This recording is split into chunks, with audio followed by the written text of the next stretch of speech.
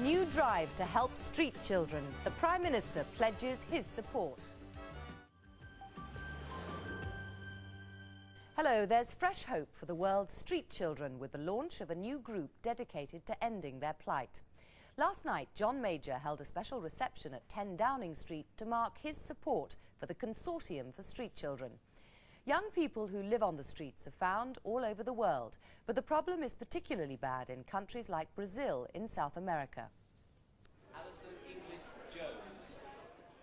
Around 30 different British-based organisations, including lots of children's charities, have joined together to form the Consortium. His Holiness Chanda Swami.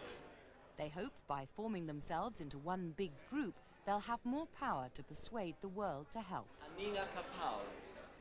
Among last night's guests were two Brazilians who used to live on the streets. Marcelo Santos and Ronilson Gomes now work for the children's charity that helped them. The Prime Minister was spurred on to help street children after visiting Brazil. He says they deserve special attention. The vast majority of children, particularly in Western Europe, come from loving families. They have a degree of security. These street children have nothing.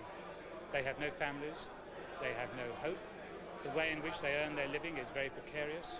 The life expectancy of many of them is very short. They have no one really protecting them in the way that most children become accustomed to. I think that puts them in a different category.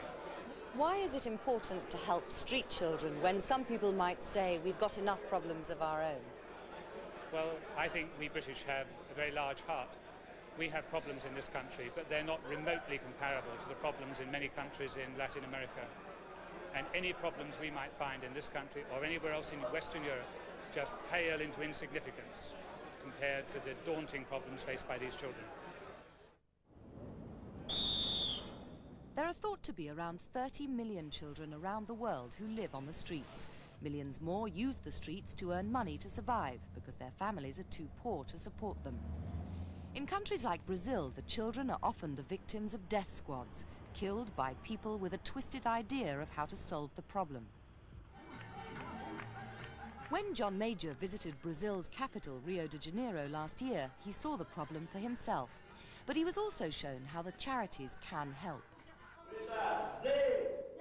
Progetto Axe, which Marcelo and Ronilson now work with, has helped around 3,000 children leave the streets.